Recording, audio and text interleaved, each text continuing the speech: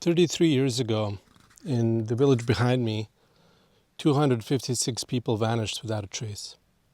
And today we're going to find out what happened.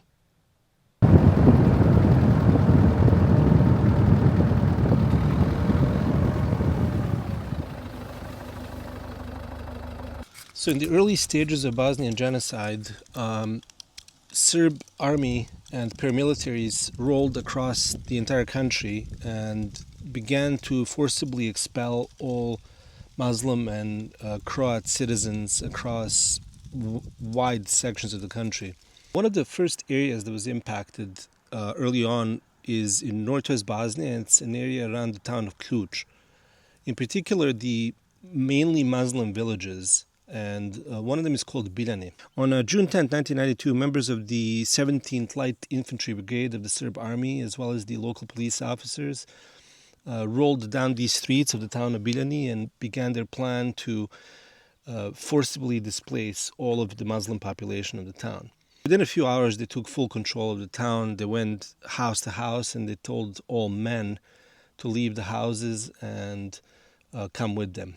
One of the men whose name was called is Shamsuddin Shemso Džeferović, and he was just slightly away from the house when the calls came, and he saw his wife gesturing to him to run, because she didn't want them to take him. She was worried what may happen. Before he ran into the forest, the last thing that Shemsa saw was his wife Besima holding his 4-month-old little daughter Amila, and it was the last time he would see them. He then joined the Bosnian army and spent the next 3 years trying to liberate the area he's from and his village without having any contact with any member of his family or really anybody from his village.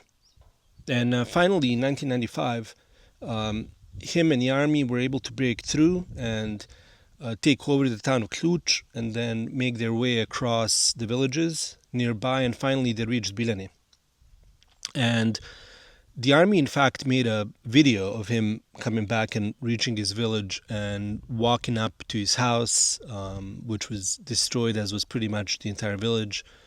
While most of the houses were completely burned, the building that was entirely destroyed was the town mosque, which was up on a hill, and it was razed to the ground. And it was a clear message that was sent by the Serbs that they wanted not just the Muslim people gone, but they also wanted anything Muslim to be gone. That includes mosques, schools, even objects. Shemsa and the Bosnian army searched the entire town, and they were unable to locate either 11 members of Shemsa's family or 245 others that had vanished. Finally, a breakthrough came when somebody from a nearby village suggested to Shemsa and others to look at an area south of the village, which is in Mount Grmech, which is a deep, dark forest just south of town. And they told them that they should perhaps look into there, and they named a particular spot as to where they should look. So when the Bosnian army and investigators arrived to the forest where they were directed to look, for a while they went around and they could not find the spot that the villagers were talking about. So after a while, having struggled to find it, they went back to some of these villagers that gave them the tip, and they said, "Look, we can't find it." And the villagers said, "Well, it's probably buried. It has to be buried, given what you're telling us, and I think we know roughly where it is." So they took them exactly to the spot, and they brought in the excavators and tools and other kinds of things to try to dig down into the ground. And they began to dig, and they started removing layers of soil and debris and trash and all sorts of other things that was there. And finally they revealed what this place was, which was a large natural pit or cavern. They kept digging a little bit lower than that, and eventually they reached 77 men, the remains of 77 men. And turns out those were the men that were taken from Biljani, the little village, on June 10th, 1992. instead of being taken to a concentration camp, as the Serb soldiers had said that they would do, these men were executed and thrown into that pit. And Shemsa was there as they were digging this pit, hoping to learn the fate of what had happened to his family.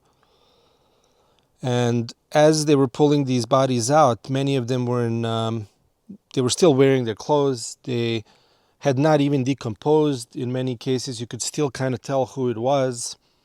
And finally, they came across his 4-year-old son, Almir. And they also found his father. They found his brother, sister, niece, and 9 members of his family were in there. And then they found an object, which was a baby bottle. And close to it, it was a baby pacifier. And as they dug a little bit below there, they found the tiny bones of Amila, Shemsa's 4-month-old daughter. And she was in her mother's arms.